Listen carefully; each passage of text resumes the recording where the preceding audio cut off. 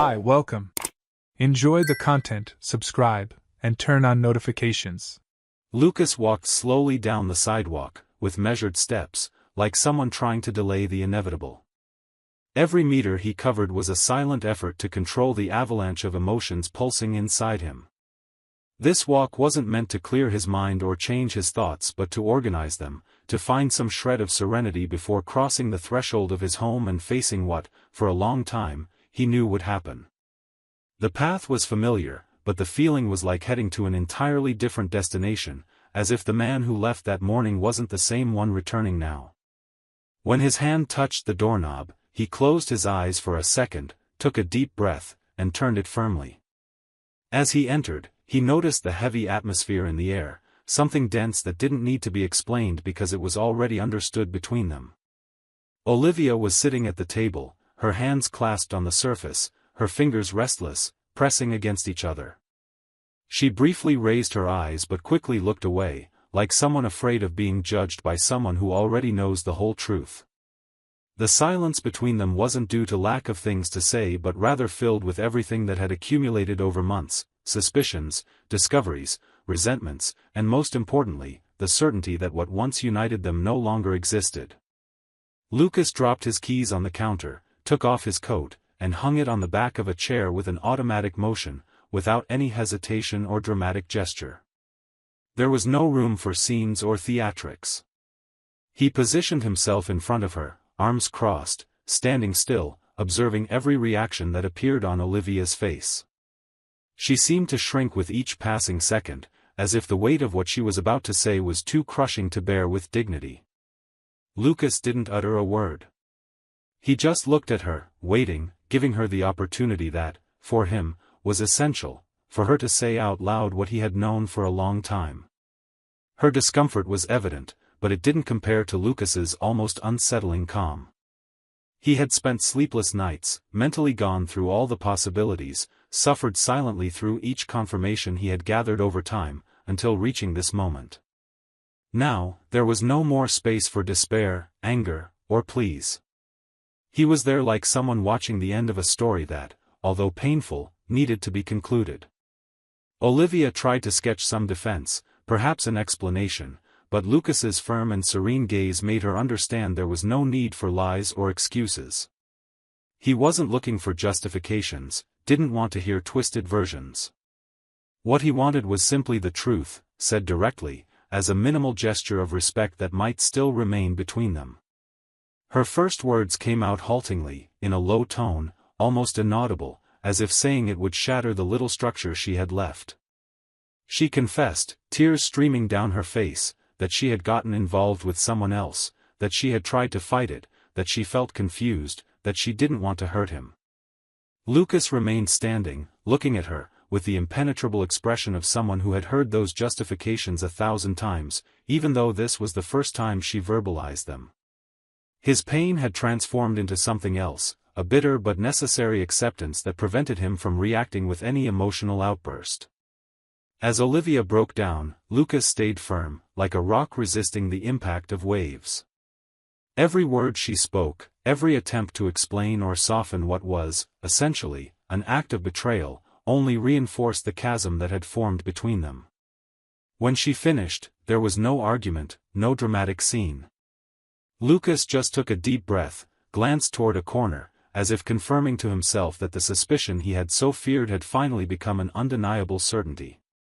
He looked back at her, without resentment, but with the clarity of someone who knew that, from that moment on, everything would change. Olivia then asked if he had anything to say. Lucas just gave a slight shake of his head and, without raising his voice, said there was nothing more to be said. She had already said it all. The confession was, for him, the final point. He didn't need anything more. She cried, murmured apologies, but Lucas, though hearing her, no longer reacted to those words. The wound she had opened no longer hurt as it once did because he had already felt it long before this moment. The silence that settled between them was more eloquent than any shout. Lucas then turned and went into the bedroom, picked up a small suitcase that had been packed for days because, deep down, he always knew this day would come. As he crossed the door again, he didn't look back. He left the same way he entered, calm, resolute, aware that he had just closed a chapter. The walk, now, wasn't about emotional preparation anymore but the start of a new journey, a path where he could finally breathe without the weight of distrust and pain. While walking away, Olivia remained in the same position, alone, in front of the table where everything was said and, at the same time, where everything ended. The emptiness of the house echoed the absence that, from then on, would become permanent. Lucas kept walking, unhurried, with the serenity of someone who had done what needed to be done. Lucas would never have gotten through that period alone. As strong as he was, used to enduring life's pains in silence, there was a limit to the weight his heart could bear without collapsing. That limit came one night when he received an unexpected message from Lauren, Cole's wife, his longtime friend, almost a brother. It was direct, without circumlocutions, like someone who couldn't carry a burden anymore. "Lucas, we need to talk. It's about Olivia and Cole." At that moment, everything stopped. The ground seemed to give way beneath his feet, but he took a deep breath and responded simply with a "when?" They met the next day, at a discreet cafe, far from familiar eyes. Lauren looked worn out, her eyes marked by sleepless nights. When she saw him, she grabbed his hand tightly, as if seeking courage. She didn't need to say much. Just a few scattered, emotionally rushed sentences were enough for Lucas to understand everything. Cole and Olivia had been having an affair for months, hidden under the guise of work meetings, casual encounters, and encrypted messages. The betrayal wasn't just from the woman he shared his life with but also from the friend he considered a brother, the one who frequented his house, played with his kids, and shared confidences. The pain was double, sharp, deep, excruciating.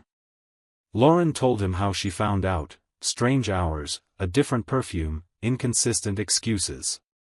Until one day, suspicious, she followed Cole and saw him entering a hotel with Olivia.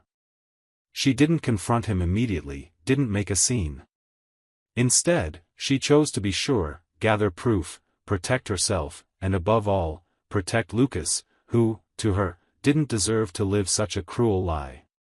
After telling him everything, Lauren cried, apologized for being the bearer of such terrible news, but Lucas just held her hand, unable to utter a word. He sat there, staring at the coffee cup in front of him, trying to process the fact that the betrayal came from two of the most important pillars of his life. When he finally raised his eyes, he said only, "Thank you for telling me." In the days that followed, Lucas and Lauren formed a silent alliance, a support network born out of suffering but that transformed into strength. They began talking frequently, venting about how deceived they felt, exchanging messages when the nights became unbearable. It didn't take long for them to realize they shared more than just pain. There was mutual understanding, genuine empathy, without judgment, without rush, without expectations beyond the comfort they offered each other. Lauren and Lucas gradually started seeing each other differently. At first, they were just two broken people trying to support each other to avoid completely falling apart. But as the days passed and their conversations became more sincere, they realized that, in their pain, they had found something rare and unexpected: understanding, complicity, and above all, acceptance. They didn't need to explain what they felt because both knew well that mix of humiliation, frustration, and emptiness. It was as if, without planning it, they had built a space just for them, where they could simply exist, without judgment, without masks. Between one conversation and another, they began noticing small gestures that had previously gone unnoticed: the way Lauren adjusted her hair when nervous, or how Lucas fixed his gaze on the horizon when trying to organize his thoughts. In every detail, they discovered a bit more about each other, and this process, as silent as it was profound, brought them closer together. There were no hasty declarations, no impulsive promises. Just a growing certainty that, even after so much pain, it was still possible to find beauty in someone's company. As Lucas allowed himself to explore this new feeling, Olivia continued immersed in her double life, believing she still had control over everything. She kept her relationship with Cole hidden, like someone holding a grenade without realizing the pin had already been pulled. Not for a second did she suspect that the truth had already been revealed, not by chance or error, but by the very wife of the man she shared secret encounters with. On the day of the confession, when she realized Lucas knew everything, she was stunned. She expected confrontations, accusations, maybe even despair, but found only the disconcerting calmness of someone who chose the path of honesty and rebuilding. After that night, the house that had sheltered laughter and plans for years became a space where silence dragged through the hallways, making each room a reminder of what was lost. Mornings no longer included coffee together, evenings no longer had movies on the couch, and even special dates were ignored, as if pretending nothing happened was less painful than facing the truth. Olivia tried to fill the void, especially in her relationship with Chloe and Mason, but the children's distance was evident. Chloe, once so close, now preferred to isolate herself. She spent hours locked in her room, pretended to have commitments to avoid family interactions, refused dinner invitations, as if every meal with her mother was a reminder that she was no longer the same. Mason, on the other hand, expressed his confusion more directly, fits of irritation, trouble sleeping, and silent crying, hidden under the covers, as if fearing weakness but unable to contain his fear. Desperate, Olivia tried to recreate moments that once brought the family closer. She cooked the kids' favorite meals, suggested outings, insisted on watching movies they loved when they were younger. But everything sounded artificial, forced, as if the words came rehearsed, without soul. Chloe and Mason, though young, noticed this attempt to recover what had already been lost, but they didn't respond. The invisible wall between them and their mother was solid. Until one afternoon, while organizing Mason's clothes, Olivia found a carefully folded note on the bed. She picked up the paper with trembling hands, sensing it wasn't just any ordinary note. She unfolded it slowly and read, wide-eyed, the sentence written in Mason's shaky handwriting, "I miss my mom. The one who made me feel safe. Now I just see someone who chose something else." It felt like a punch to the chest. Olivia had to sit on the edge of the bed, breathing with difficulty, clutching the note tightly, as if that piece of paper could undo what had been done. But it couldn't. There, in a few words, was all the pain Mason felt, which she, for so long, pretended didn't exist.